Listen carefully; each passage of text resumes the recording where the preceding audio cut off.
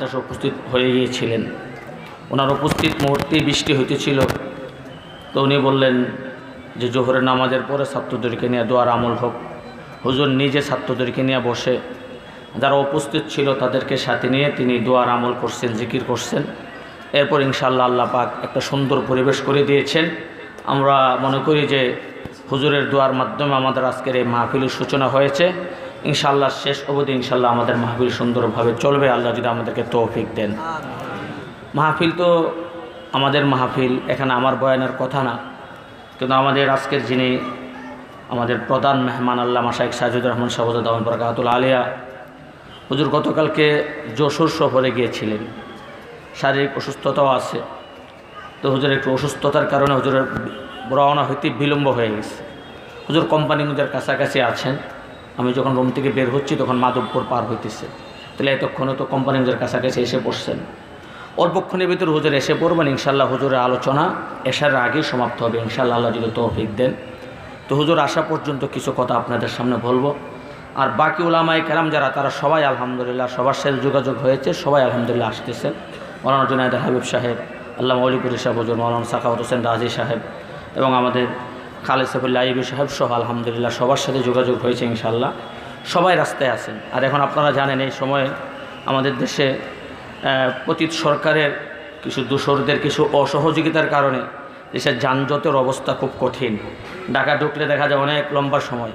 এরা চাচ্ছে দেশটাকে একটা তাদের এই অসহযোগিতা করে দেশটাকে আবার তাদের পুরানো অবস্থায় ফিরে নিতে, কিন্তু জাতি কখনো পুরানো অবস্থায় ফিরে যেতে দিবে না, ঠিক কিনা বলে? আল্লাহ তাআলা সবাইকে বোঝার তৌফিক দান করো। তো আসতেছে ওনারা সবাই, আপনারা দোয়া করেন দিল থেকে। আমি আপনাদের সামনে কোরআনে কারিমার একখানা আয়াতের অংশ, বিশেষ ছোট্ট একটু অংশ তেলাওয়াত করেছি। এই আয়াতটাকে সামনে নিয়ে কয়েকটা কথা আপনাদের সামনে বলবো। আমি যে আয়াতে কারিমা তেলাওয়াত করেছি, আয়াতে আল্লাহ বলেন, মান আমিলা সালিহান ফালি নাফসি ওয়া মান আসা ফা আলাইহা। কেউ যদি নেক আমল করে সেটা তার নিজের ভালোর জন্যই করলো। কেউ নামাজ পড়লো, রোজা রাখলো, জাকাত দিল, অন্যের সাথে সদাচরণ করলো, মা বাবার সাথে সদাচরণ করলো, এটা তার নিজেরই লাভ। এটা না যে আমি তার সাথে সদাচরণ করছি, তারে দান করছি, তার লাভ না। আমি যে দান করছি এটা আমার লাভ, আমি যে করতে পারছি এটা আমার লাভ। আল্লাহ বলেন, মান আমিলা সালিহান ফালি নাফসি। যে নেক আমল করলো সেটা তারই লাভ, তারই উপকারে আসলো। ওমান আসা আফা আলাইহা। আর কেউ যদি গুনাহের কাজ করে, কেউ যদি কারো প্রতি জুলুম করে, কারো প্রতি অন্যায় করে, অসদাচরণ করে, এটার ক্ষতিটা তাকেই বুক করতে হবে। এমন না যে তুমি তাকে জুলুম কইরা তুমি আগে বেড়ে যাবা, না।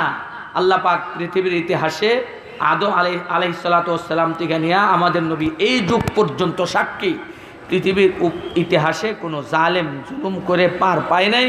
বরং পৃথিবীর ইতিহাস এটাই সাক্ষী যে আল্লাহ পাক জালেমকে কিছুদিনের জন্য সুযোগ দেন, সাময়িক সফলতা দেন, কিন্তু আল্লাহ পাকের ধরা যখন আসে তখন আল্লাহ পাক তাদেরকে এমন ধরা ধরেন তখন আর তাদের বাঁচার আর কোনো পথ থাকে না, ঠিক কিনা বলেন? আপনারা দেখেন না, পৃথিবীর ইতিহাস দেখেন, হযরত আদম আলাইহিস সালাতু ওয়াস সালামের ছেলে হাবিল কাবিলের ঘটনা দেখেন। হাবিল উপর কাবিল ক্ষমতা দেখাইল, কিন্তু কাবিল কি বাঁচতে পারছে? হাবিলের উপর কাবিল ক্ষমতা দেখা যায়, কাবিল কি বাঁচতে পারছে? বাঁচতে পারে নাই। এভাবে আপনি দেখেন পৃথিবীর ইতিহাস, নমরুদের ইতিহাস দেখেন, ফেরাউনের ইতিহাস দেখেন, ক্ষমতা দেখাইছে, জুলুম করছে, কিন্তু আল্লাহ পাকের ধরা যখন আসছে তখন কেউ কিন্তু বাঁচতে পারে নাই। আল্লাহ পাক যখন কাউকে ধরতে চান আর আল্লাহ পাকের ধরা যখন আসে তখন খুব বড় কিছু লাগে না, তখন আল্লাহ তাআলা সামান্য কিছু দিয়ে আল্লাহ তাআলা তাদেরকে ধ্বংস করে দেন। নমরুদ এত বড় জালেম, এত বড় ক্ষমতাধর, কিন্তু সেই নমরুদকে আল্লাহ তাআলা ধ্বংস করার জন্য বিশাল বাহিনীর কোনো প্রয়োজন হয় নাই, শক্তিশালী কোনো বাহিনীরও প্রয়োজন হয় নাই। সাধারণ এক মশাদারে আল্লাহ তাআলা নমরুদকে ধ্বংস করে দিয়েছেন, ঠিক কিনা বলেন? ঠিক তদ্রূপভাবে দেখেন ফেরাউন কত বড় ক্ষমতাধর, নিজেকে খোদা দাবি করত, কিন্তু সে ফেরাউনকে ধ্বংসের জন্য আল্লাহ পাকের কি বিশাল কোনো বাহিনী পাঠাইতে হয়েছে? কোনো অস্ত্র শস্ত্র কামান তাক করতে হয়েছে? কিছুই করতে হয় নাই, বরং আল্লাহ তাআলা সমুদ্রের মাঝে পানি দিয়া চোবায় তাকে ধ্বংস করে দিয়েছেন। ঠিক তদ্রূপভাবে দেখেন কাবাগর ধ্বংস করতে আসছিল আব্রাহা, হস্তি বাহিনী, যেটা আমরা কোরআনে কারিমের আলাম তারা কাইফা ফাআলা রাব্বুকা বি আসহাবিল ফিল এই সূরার মধ্যে আমরা বারবার পড়ি, যে এই সূরাতে আমরা বারবার পড়ি যে এই সূরাতে আল্লাহ তাআলা আসহাবে ফিলের ঘটনা বর্ণনা করেছেন। শক্তি বিশাল বাহিনী নিয়ে আসছে, কাবাকে ধ্বংস করে ফেলবে, আল্লাহর ঘরকে ধ্বংস করে ফেলবে। কিন্তু আল্লাহ তাআলা তাদেরকে ধ্বংস করার জন্য বড় কোনো বাহিনীর প্রয়োজন হয় নাই। ছোট্ট ছোট্ট পাখি, আর এই পাখিগুলোর মুখেও ছোট্ট ছোট্ট পাথর, মসুর দানার মতো ছোট্ট ছোট্ট পাথর, ওই পাথরের আঘাতেই আল্লাহ তাআলা আব্রাহা বাহিনীকে ধ্বংস করে দিয়েছেন। এই ঘটনাগুলো আল্লাহ তাআলা কোরআনে কারিমে বর্ণনা করেছেন। আল্লাহ তাআলা বর্ণনা করে পৃথিবীর কিয়ামত পর্যন্ত যত মানুষ আসবে সকলকে এই শিক্ষাটাই দিতে চেয়েছেন, দেখো তুমি যত বড় ক্ষমতাধর হও না কেন, যত বড় শক্তিশালী হও না কেন, তুমি যদি জুলুম করো আমার দ্বারা আমার পাকড়াও থেকে বাঁচতে পারবা না। আর আমি যখন ধরবো তখন বড় কিছু লাগবে না, সামান্য কিছু দিয়া যেটা তোমার নজরও আসবে না তা দ্বারাও আমি তোমাকে ধ্বংস করে দিতে পারি। দেখেন না পৃথিবীর ইতিহাসে আবু জাহেলকে আল্লাহ তাআলা ধ্বংস করছে। আবু জাহেল আমাদের নবীর দুশমন ছিল। আবু জাহেলকে যে নবী ধ্বংস করছে, কোনো বড় আল্লাহ পাক ইচ্ছা করলে আপনার হযরত আমির হামজা সাইয়্যিদুশ শুহাদা, হযরত আমির হামজা রাদিয়াল্লাহু তাআলা আনহুকে দিয়েও আবু জাহেলকে হত্যা করাইতে পারতেন। অথবা ইসলামের ইতিহাসে যারা বীর বাহাদুর ছিলেন তাদের মাধ্যমে আল্লাহ তাআলা আবু জাহেলকে হত্যা করাইতে পারতেন। কিন্তু আল্লাহ তাআলা আবু জাহেলকে হত্যা করাইছেন কাদের মাধ্যমে? ছোট্ট দুইটা বালকের মাধ্যমে, যেটা কল্পনাও ছিল না যে এরা আবু জাহেলকে হত্যা করবে। এই জন্য আবু জাহেলকে আবু জাহেল যখন মৃত্যুর দ্বার প্রান্তে, বদর যুদ্ধ যখন শেষ হইল, রাসূল করিম সাল্লাল্লাহু আলাইহি সাল্লাম সাহাবাদেরকে বললেন, তোমাদের মাঝে কে আসো যে একটু আবু জাহেলের খবরটা এনে দিতে পারবা? তখন আব্দুল্লাহ ইবনে মাসউদ রাদিয়াল্লাহু তাআলা আনহু গেলেন। উনি গিয়ে দেখে আবু জাহেল, একেবারে বুখারী হাদিসের শব্দ, যে আবু জাহেলকে আফরার দুই ছেলে কাদ জারাবা ও ইবনা আফরার দুই ছেলে আবু জাহেলকে এমন মাইর মারছে যে হাতটা বারাদা, যে একবারে মোরা ঠান্ডা হয়ে রয়েছে, অর্থাৎ জান যায় অবস্থা, এমন অবস্থা পড়ে রয়েছে। হযরত আব্দুল্লাহ ইবনে মাসউদ রাদিয়াল্লাহু তাআলা আনহু আবু জাহেলের বুকের উপর বসলেন, তার কল্লাকে আলোক করবে। তখন আবু জাহেলার জান আছে, কথা বলতে পারে। এবার আবু জাহেল্লা আফসুস করে বলতেছে, তার আফসুস, সে বলতেছে ফালাও গায়রু আক্কারিন কাতালানি, হায় আফসুস, আমি মক্কার এত বড় একটা লিডার, আমি এত বড় একটা নেতা, আমি মক্কার প্রেসিডেন্ট, আমাকে যদি কোনো বীর বাহাদুরে মারতো তবু একটা মনে একটা সান্ত্বনা দিতাম। আমাকে কিছু কৃষক, ছোটো ছোটো বাচ্চারা আমাকে হত্যা করলো, এটা আমার জন্য বড় একটা অপমানের বিষয়। ফালাও গায়রু আক্কারিন কাতালানি, যদি কৃষকটা ছাড়া, কারণ মদিনার আনসাররা তারা কৃষক ছিলেন, খেতে খামারে কাজ করতেন, বাগানে কাজ করতেন, এই জন্য আনসারের দুই বালক মারছে। এই জন্য আফসুস করে কইতেছে ফালাও গায়রু আক্কারিন কাতালানি, হায় যদি দুইটা এই ছোট্ট বালক ছাড়া, এই কৃষকটা ছাড়া আমাকে কোনো বীর বাহাদুরে মারতো, এটা সে আফসুস করে বলতেছে। তাহলে আবু জাহেলকে হত্যার জন্য, তার জন্য আল্লাহ তাআলা কোনো বড় বাহিনী পাঠাই নাই, ছোট্ট দুইটা বালককে পাঠাইছে। আল্লাহ পাক দেখাই দিলেন, আমার দ্বারা যখন আসেন তখন তোমাকে হত্যা করার জন্য, তোমার ধ্বংসের জন্য বড় কিছুর প্রয়োজন হয় না। নমরুদকে যেমন মশা দিয়া ধ্বংস করছি, ফেরাউনকে যেমন পানি দিয়া ধ্বংস করছি, আব্রাহাকে যেমন ওই আবাবিল পাখি, ছোট্ট ছোট্ট পাখি দ্বারা, জায়গায় পাখি দ্বারা তাকে ধ্বংস করছি, আবু জাহেলকে যেমন ছোট্ট দুই বালক দ্বারা ধ্বংস করছি। এই যুগের নব্য ফেরাউন হাসিনা, তুমি মনে করো না যে তুমি তোমার দেশটাকে বাবার পিতৃ সম্পত্তি মনে কইরা তুমি একবারে রেপ সাজাইছো নিজের লুক দিয়া, সিআইডি সাজাইছো নিজের লুক দিয়া, এনএসআই সাজাইছো নিজের লুক দিয়া, তারপরে প্রেসিডেন্ট বসাইছো নিজের লুক, একবারে সেনাবাহিনী প্রধান বানাইছো নিজের লোক, ভাবছো তারা সবাই তোমাকে হেফাজত করবে, তারা তোমায় সবাইকে রক্ষা করবে। আল্লাহ বলে আবু জাহেলকে যেমন আমি ছোট বালক দ্বারা হত্যা করছি, হাসিনা তোর পতনের ব্যবস্থাও আমি এমন ছোট ছোট বাচ্চাদেরকে দ্বারা করতেছি যেটা তোর কল্পনাও ছিল না।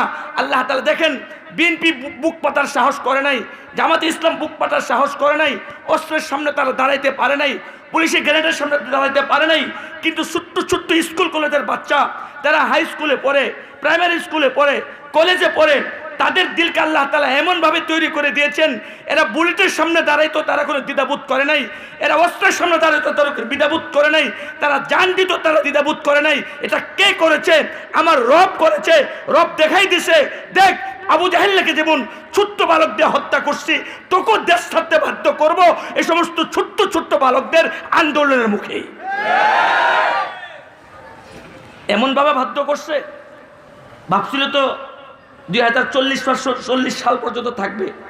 মাগরিবের আগে মৌলানা মুস্তাকিম হামিদী সাহেব আলোচনা করেছেন, এদেশে একজন আলেমও তাদের জুলুম থেকে নিরাপদ ছিল না। উনি বলেছেন যারা জেলে ছিল তারা তো এক রকমের জুলুমে ছিল, আর যারা জেলের বাইরে ছিল তারাও কোনো না কোনোভাবে জুলুমের শিকার ছিল। তাদেরকে মানসিকভাবে চাপ ছিল, তাদেরকে বিভিন্নভাবে আইনের পেছে ফেলানোর চেষ্টা ছিল। তখন উলামায়ে কেরাম হিকমত অবলম্বন করে যেন জাতি বৃহৎ ক্ষতি থেকে বাঁচতে পারে, কখনো হয়তো তাদের সাথে গেছে, বসছে, কথা বলছে, কিন্তু কেউ দিল থেকে এই জালেম সরকারের সাথে দিল থেকে কেউ মহাব্বত রাখে নাই, এই জালেমের সাথে কেউ সম্পর্ক রাখে নাই। ঠিক কিনা বলে? কোনো জালেমের সাথে কেউ দিল থেকে কেউ সম্পর্ক রাখে নাই। উলামায়ে কেরামদেরকে যে সমস্ত মামলা দিছে, এই সমস্ত মামলা হাস্যকর। মাওলানা মামুনুল হক সাহেব শেখুল হাদিস ইবনে শেখুল হাদিস, ওনার সাথে যে নাটকটা করছে, এটাকে কেন্দ্র করে সংসদের ভিতরেও ওনাকে নিয়ে অনেক ব্যঙ্গ করছে, যে এরা নাকি এদের নেতা, সে নাকি ওনাকে নিয়ে ব্যঙ্গ করছে। কিন্তু বলেন তো, মাওলানা মামুনুল হক শাইখুল হাদিস ইবনে শাইখুল হাদিস, ওনারা হয়তো জেলে গেছে, এখনো দেশে আছে। আমার কথা হলো, তুমি যদি এত বড় বীর বাহাদুর হও, পিছনের রাস্তা দিয়ে পালাই গেল, মামার বাড়িতে গেলা, দেশে থাকতা, জেলে যাইতা, যদি এতটাই বুকের পাটা শক্ত থাকে। ঠিক কিনা বলেন? কিন্তু জুলুম যে করছে, এটা তো তার বুঝছে, মনে করছে উলামায়ে কেরামদেরকে শেষ করে দিব। যেমন ফেরাউন কইতো শেষ করে দিব মুসারে, পারছে মুসাকে শেষ করতে? মুসাকে শেষ করতে পারে নাই, সেই ধ্বংস হয়েছে। নমরুদ বলতে ইব্রাহিমকে ধ্বংস করে দিবে, ইব্রাহিমকে ধ্বংস করতে পারে নাই, সেই ধ্বংস হয়েছে। আবু জাহেল বলতে মোহাম্মদকে ধ্বংস করে দেবে, মোহাম্মদকে ধ্বংস করতে পারে নাই, সেই ধ্বংস হয়েছে।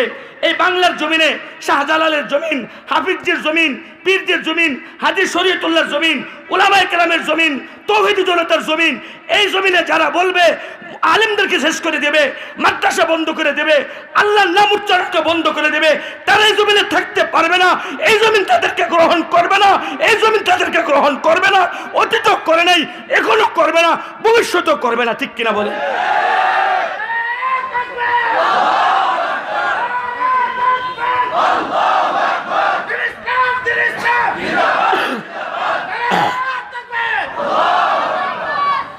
আল্লাহ রাব্বুল আলামিন বলেন, ওমান আসআফা আলাইহা, কেউ যদি কোনো অপরাধ করে, এই অপরাধের ফল তাকেই ভোগ করতে হবে।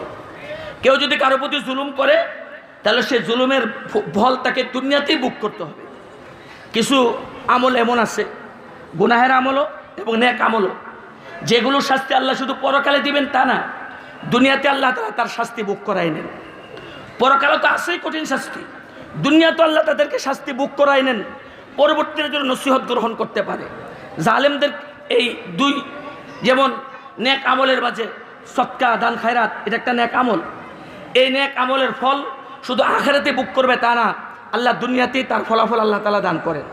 হাদিসে রাসূল বলেছেন, আজ সদকা তাতফল বালা, সদকা বালা মুসিবত দূর করে। সদকার দ্বারা আল্লাহ পাকের রাগ এবং গুসা এটা নিবে। সদকার দ্বারা মানুষের বিপদ আপদ দূর হয়, তার রিজিকে বরকত হয়। এটা দুনিয়া তো আল্লাহ তাআলা দেন, আবার আখিরাতে তো আল্লাহ তাআলা তার বদলা দিবেনই। আবার নেক আমল, মা বাবার সাথে সদাচরণ, এটাও এমন এক নেক আমল যে এই নেক আমলের বদলা আল্লাহ শুধু পরকালে দিবেন তা না, দুনিয়াতেও আল্লাহ তাআলা মা বাবার সাথে সদাচরণের বদলা আল্লাহ পাক দিয়ে দেন, আর পরকালে তো আছেই। ঠিক তদ্রুপভাবে আত্মীয় স্বজনের সাথে ভালো আচরণ করা, আত্মীয় স্বজনের সাথে, এটার বদলা আল্লাহ তাআলা দুনিয়াতে দেন, আর তার পরকালে তো তার জন্য ভালো বদলা আছে।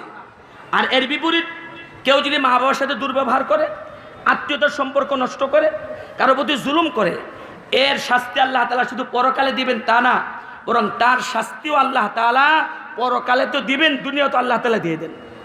আমাদের মাঝে অনেকে আছে মনে করেন, আমি নামাজ পড়লাম, রোজা রাখলাম, জিকির আজকার করলাম, হজ করলাম, তাসবিহ বললাম, অন্যর হক নষ্ট করলে কোনো সমস্যা নাই। আছে না এমন মানুষ? অনেক মানুষ আছে না, মনে করে জিকির করলাম, তাসবিহ পড়লাম, নামাজ পড়লাম, বছর বছর হজ করলাম, উমরা করলাম, আর অন্যের হক মেরে দিলাম, অন্যের প্রতি জুলুম করলাম, কিচ্ছু হবে না।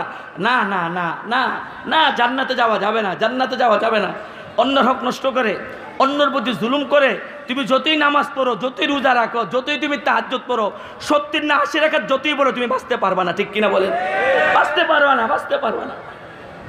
তো বলতেছিলাম যেটা, তাহলে কিছু নেক আমল এমন আছে যেগুলোর বদলা আল্লাহ তাআলা দুনিয়াতে দেন, আবার কিছু বদ আমল এমন আছে যেগুলোর বদলা আল্লাহ তাআলা দুনিয়াতেই দেন। তার মধ্যে জুলুম এটা একটা বদ আমল, এই বদ আমলের বদলা আল্লাহ তাআলা দুনিয়াতেই দেন। এই জন্য এই ঘটনাটা আমি কয়েকদিন যাবৎ বলতেছি, বারবার অনেক মাহফিলেই বলি। আমাদের ভারতবর্ষের একজন বড় ব্যক্তি ছিলেন হযরত মাওলানা শাহ আতাউল্লাহ বুখারী রাহমাতুল্লাহ আলাইহি।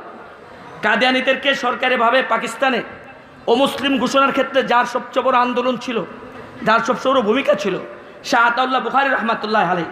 বলেন তো কাদিয়ানী সে কি মুসলমান না কাফের? সে মুসলমান না কাফের? স্পষ্ট কথা, স্পষ্ট কথা। কাদিয়ানি কাফের, জুনা মানে ও ভি কাফের। কাদিয়ানি কাফের, যে কাদিয়ানিকে কাফের মানবে না সেও কাফের। কাদিয়ানি কাফের বলো, এত আসতে বললে হবে না। কাদিয়ানি কাফের, যে কাদিয়ানিকে কাফের মানবে না সেও কাফের। আমাদের অনেকে বুঝে না, অনেকে মনে করে হুজুর রাখা এলে কোনো কাম নাই, কাদিয়ানিরা কাফের কাফের কয়। কাদিয়ানিরা কাফের না করলে কি হইব? অনেকে মনে করো এটা তুমি কি আরেকজনকে কাফের বলার, অনেকে এরকম কথা বলে। বলেন আমার আপনার নবী মুহাম্মদ রাসূলুল্লাহ সাল্লাল্লাহু আলাইহি ওয়াসাল্লাম সম্পর্কে আল্লাহ তাআলা কোরআনে বলছেন, মা কানা মুহাম্মাদুন আবা আহাদিম মির রিজালিকুম ওয়ালাকিন রাসূলুল্লাহ ওয়া খাতামান নবিয়্যিন। কোরআনের আয়াতে আল্লাহ তাআলা আমার নবীর দুইটা গুণ বর্ণনা করছেন। এক হলেন তিনি রাসূলুল্লাহ, আর দুই হলেন তিনি খাতামুন নবিয়্যিন। এই খাতামুন নবিয়্যিনের ব্যাখ্যা আমার নবী হাদিসে বলেন, খাতামুন নবিয়্যিনের ব্যাখ্যা হলো আনা খাতামুন নবিয়্যিন লা নবিয়্যা বাদি। নবী বলেন আমি সর্বশেষ নবী, আমার পরে পৃথিবীতে নতুন কোন নবী আসবে না। তো কোরআনে কারীমের কোন এক আয়াতকে যদি কেউ অস্বীকার করে, কোরআনের কোন আয়াতকে যদি কেউ অস্বীকার করে, কোন একটা অংশকে যদি কেউ অস্বীকার করে, তার ঈমান থাকে না, তার ঈমান থাকে না। আমরা তো অনেকে উযু ভাঙ্গার কারণ জানি, নামাজ ভঙ্গের কারণ জানি, কিন্তু ঈমান ভঙ্গের কারণ জানি না। ঈমান আনার জন্য অনেক কিছু মানতে হয়, কিন্তু ঈমান যাওয়ার জন্য সব কিছু লাগে না। যেমন উযু করার জন্য, উযু হওয়ার জন্য কি লাগে? হাত ধোন লাগে, মুখ ধোন লাগে, মাথা মাসাই করতে হয়, পাও ধুইতে হয়। কিন্তু উযু যাওয়ার জন্য কয়েকটা কড়া কাম লাগে, কড়া কাম লাগে। শুধু যদি পেশাব করে দেয়, পিছনের রাস্তা দিয়ে একটু বাতাস ছেড়ে দেয়, তার উযু থাকবে? উযু থাকবে না। কিন্তু উযু হইতে হলে লাগবে 4টা বড়, কিন্তু উযু যাওয়ার জন্য 4টা লাগবে না, কোনো একটা হইলেই উযু চলে যাবে। ঠিক তদ্রুপভাবে ঈমানের জন্য তো দরকার আল্লাহর উপর ঈমান আনতে হবে, ফেরেশতাদের উপর ঈমান আনতে হবে, রাসূলদের উপর ঈমান আনতে হবে, আল্লাহর কিতাবের উপর ঈমান আনতে হবে, পরকালের উপর ঈমান আনতে হবে, মৃত্যুর পর পুনরায় জীবিত হওয়া তার উপর ঈমান আনতে হবে, তাকদীরের উপর ঈমান আনতে হবে। এই 6টা-7টা বিষয়ের উপর ঈমান আনতে হবে। এটা তো হলো ঈমান আনার জন্য, ঈমান মুমিন হওয়ার জন্য পুরা কোরআনের উপর ঈমান আনতে হবে এক কথায়। কিন্তু ঈমান যাওয়ার জন্য পুরা কোরআনকে অস্বীকার করা লাগে না, কোরআনের যে কোনো একটা অংশকে অস্বীকার করলেই তার ঈমান থাকে না। ঠিক কিনা বলেন? তার ঈমান থাকে না। তো কোরআনে কারীমের আয়াত হলো, কোরআনের কারীমের আয়াত বলতেছে আমার নবী সর্বশেষ নবী, ওনার পর আর কোনো নবী নাই। বিদায় পৃথিবীর বুকে যে মানুষটাই নবীকে নবী মানলো কিন্তু সর্বশেষ নবী মানলো না, সে কোরআনের খাতামুন নবিয়্যিন এই অংশকে অস্বীকার করার কারণে সে কাফের। সে কাফের, যে মানবে না সেও কাফের। এখন প্রশ্ন হলো কাদিয়ানি কাফের। এর সরকারিভাবে কাদিয়ানিদেরকে কাফের ঘোষণা না করলে সমস্যা কি? হিন্দুরাও আছে কাফের, খ্রিস্টানরাও আছে কাফের, ইহুদিরাও আছে কাফের। আমরা তো সরকারের কাছে আন্দোলন করি না যে ইহুদিরা কাফের, খ্রিস্টানরা কাফের, এটা তো আমরা আন্দোলন করি না। আমরা কাদিয়ানিদেরকে কাফের ঘোষণা করার জন্য আন্দোলন কেন করি? ভাইরা আমার একটু ভালো করে বুঝেন, মুরাদনগর বাজারে একজন গরু গোশত বিক্রি করে, আরেকজন যদি গরু গোশতের জায়গাতে সে গরু গোশতকে কুকুরের গোশত বিক্রি করে, আর আরেকজন কুকুরের গোশতকে কুকুরের গোশত বলে বিক্রি করে, বলুন তো কে অপরাধী? যে একজন কুকুরের গোশতকে কুকুরের গোশত বলে বিক্রি করতেছে, তার কোনো অপরাধ? তার কোনো অপরাধ?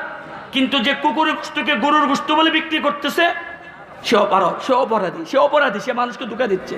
সে গরুর গোশত বলে তাকে কি খাওয়াইতেছে? হারাম খাওয়াইতেছে, কুকুরের গোশত খাওয়াইতেছে। ঠিক তদ্রুপভাবে ইহুদিরা এরা কাফের, খ্রিস্টানরা এরা কাফের, হিন্দু বৌদ্ধ এরা কাফের, এরা কাফের, এটা সর্বজন স্বীকৃত, সবাই জানে। কিন্তু কাদিয়ানিরা এরা নিজেদেরকে মুসলিম দাবি করে। মুসলিম দাবি করা সে আমাদের মুসলমানদের সাথে বিবাহ বন্ধনে আবদ্ধ হচ্ছে, মুসলমান মেয়েদেরকে তাদের সাথে বিবাহ দিচ্ছে, মুসলমানদের ছেলেদেরকে তাদের মেয়েদেরকে বিবাহ করতেছে। এটা তো ধোঁকা হচ্ছে, কাফের। কিন্তু কোনো কাফেরের সাথে মুসলমান মেয়েদের বিবাহ শাদী চলে না, কোনো মুসলমানের আত্মীয়তা চলে না। এখন আমার সমাজে কাদিয়ানি কাফের হয়ে যদি বসবাস করে, আমার দেশের সরল প্রাণ মুসলমান ধোঁকা খাবে না। কিন্তু যদি সে যদি মুসলিম পরিযায়ী সমাজে থাকে, আমার দেশের সরল প্রাণ মুসলমান ধোঁকা খায়া একজন খাঁটি মুসলমান তার মেয়েকে কাদিয়ানির কাছে তুলে দিবে, বা একজন খাঁটি মুসলমান সে কাদিয়ানি পরিবারে আত্মীয়তা করে সে কাফের সাথে সম্পর্ক করবে, এটা জিনা হবে, বিবেচার হবে। ঠিক কিনা বলেন? তাহলে বলেন তো কাদিয়ানি যদি কাফের ঘোষণা করা না হয়, এই ধোঁকা খাওয়ার সম্ভাবনা আছে কিনা? সম্ভাবনা আছে কিনা? সম্ভাবনা আছে। এই জন্য আমরা বলি মুসলমান কাদিয়ানি বাংলাদেশে থাকো, আপত্তি নাই। হিন্দুরা যেভাবে আছে সেভাবে থাকবে, খ্রিস্টানরা যেভাবে আছে সেভাবে থাকবে, বৌদ্ধরা যেভাবে আছে সেভাবে থাকবে, কিন্তু মুসলিম পরিচয়ে থাকতে পারবে না, মুসলিম পরিচয়ে থাকতে পারবে না। দ্বিতীয় সমস্যা, আরো অনেক সমস্যা। তাদেরকে সরকারিভাবে মুসলিম ঘোষণা না করলে। দ্বিতীয় সমস্যা হলো সে যখন পাসপোর্ট করবে